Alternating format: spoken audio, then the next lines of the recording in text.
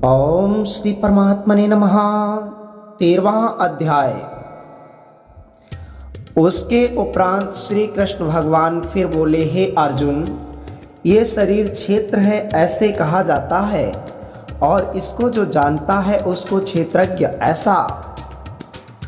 उनके तत्व को जानने वाले ज्ञानी जन कहते हैं। और हे अर्जुन,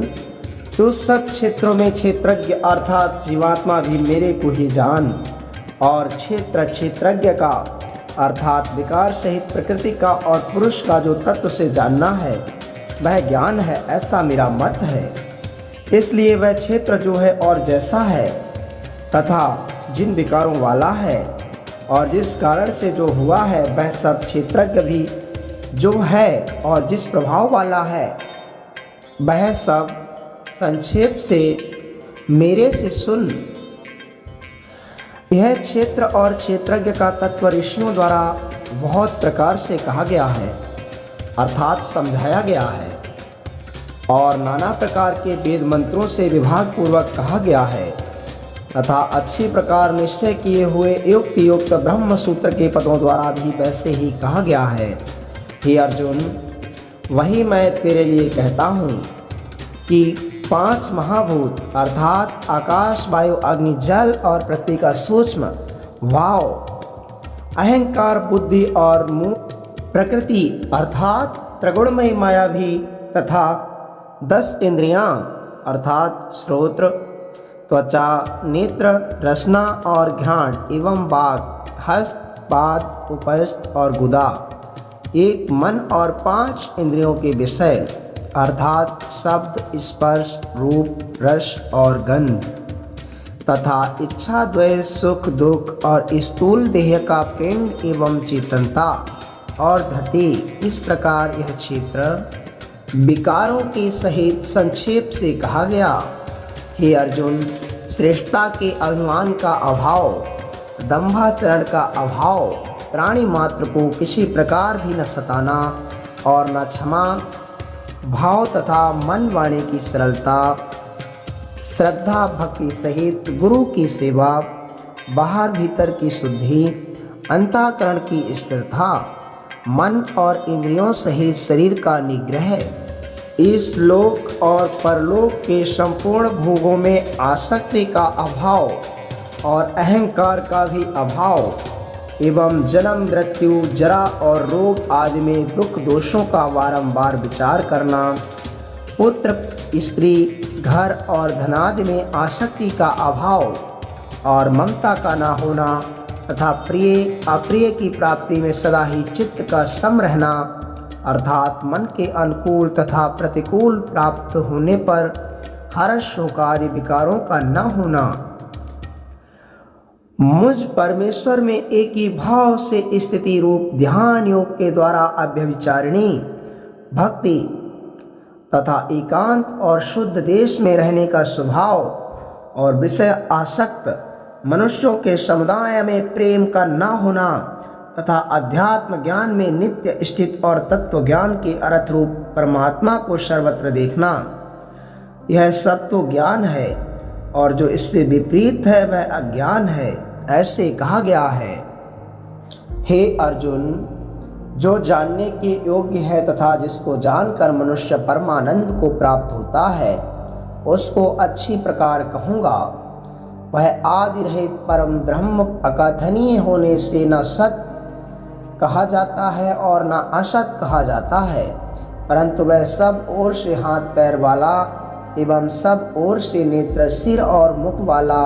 तथा सब ओर से स्रोत वाला है, क्योंकि वह संसार में सबको व्याप्त करके स्थित है और संपूर्ण इंद्रियों के विषयों को जानने वाला है, परंतु वास्तव में सब इंद्रियों से रहित है तथा आसक्ति से रहित है और गुणों से अतीत हुआ भी अपनी योग माया से सबको धारण पोषण करने वाला और गुणों को भोगने वाला है तथा वह परमात्मा चर अचर सब भूतों के बाहर भीतर परिपूर्ण है और चर अचर रूप भी वही है और वह सूक्ष्म होने से अभिज्ञेय है तथा अति समीप में और दूर में भी स्थित वही है और वह विभाग रहित एक रूप से आकाश के सदृश परिपूर्ण हुआ भी चराचर संपूर्ण भूतों को पृथक पृथक सदृश स्थित प्रतीत होता है तथा वह जानने योग्य परमात्मा विष्णु रूप से भूतों को धारण पोषण करने वाला और रुद्र रूप से परमात्मा संहार करने वाला तथा ब्रह्म रूप से सबका उत्पन्न करने वाला है। वह ब्रह्म ज्योतियों का भी ज्योति एवं माया से अति परे कहा जाता है तथा वह परमात्मा बोध स्वरूप और जानने के योग्य है एवं तत्व ज्ञान से प्राप्त होने वाला और सबके हृदय में स्थित है।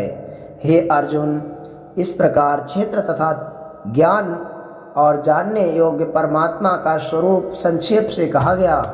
इसको तत्व से जान के मेरा भक्त मेरे स्वरूप को प्राप्त होता है। हे अर्जुन, प्रकृति अर्थात त्रिगुणमयी मेरी माया और जीवात्मा अर्थात क्षेत्रज्ञ, इन दोनों को ही तू अनादि जान और राग द्वेष आदि विकारों को तथा त्रिगुणात्मक संपूर्ण पदार्थों को भी प्रकृति से ही उत्पन्न हुए जान, क्योंकि कार्य और करण के उत्पन्न करने में हेतु प्रकृति कही जाती है और जीवात्मा सुख दुखों के भोक्तापन में अर्थात भोगने में हेतु कहा जाता है।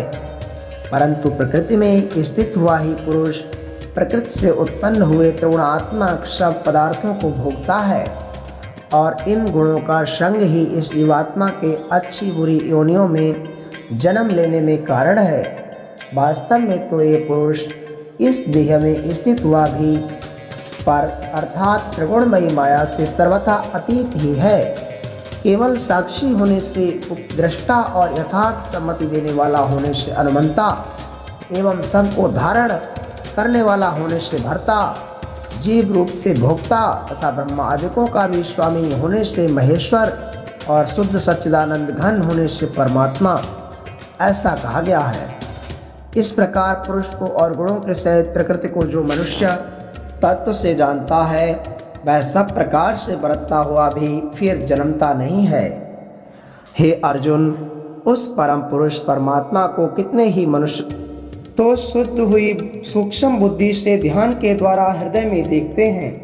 तथा अन्य कितने ही ज्ञान योग के द्वारा देखते हैं और अपर कितने ही निष्काम कर्म योग के द्वारा देखते हैं, परंतु इनसे दूसरे अर्थात जो मंद बुद्धि वाले पुरुष हैं वे स्वयं इस प्रकार न जानते हुए दूसरों से अर्थात तत्व के जानने वाले पुरुषों से सुनकर ही उपासना करते हैं। अर्थात उन पुरुषों के कहने के अनुसार ही श्रद्धा सहित तत्पर हुए साधन करते हैं और वे सुनने के परायण हुए पुरुष भी मृत्यु रूप संसार सागर को निस्संदेह तर जाते हैं। हे अर्जुन, याव मात्र जो कुछ भी स्थावर जंगम वस्तु उत्पन्न होती है उस संपूर्ण को तू क्षेत्र और क्षेत्रज्ञ के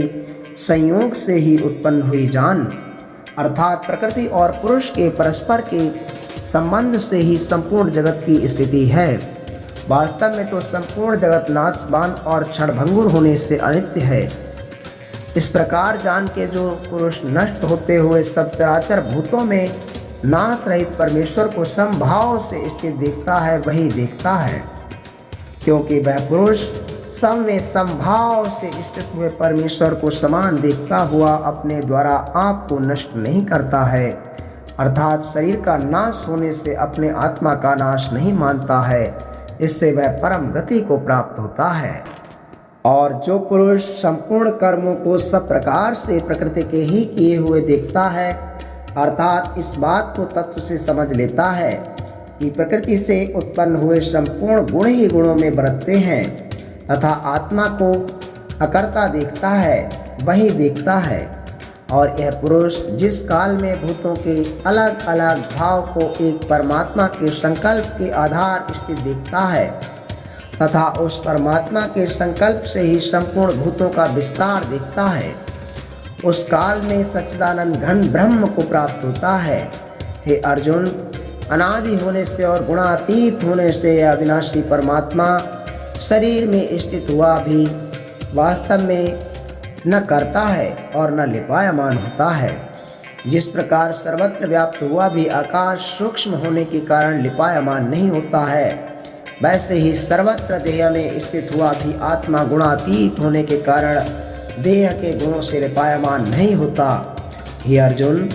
जिस प्रकार एक ही सूर्य इस संपूर्ण ब्रह्मांड को प्रकाशित करता है,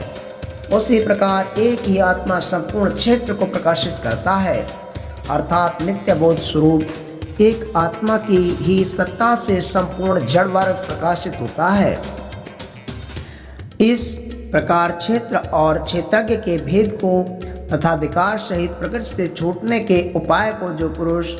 ज्ञान नेत्रों द्वारा तत्व से जानते हैं, वे महात्मा जन पर ब्रह्म परमात्मा को प्राप्त होते हैं। इति श्रीमद् भागवत गीता रूपी उपनिषद एवं ब्रह्म विद्या तथा योग शास्त्र विषयक श्री कृष्ण और अर्जुन के संवाद में क्षेत्र क्षेत्रज्ञ विभाग योग नामक 13वां अध्याय।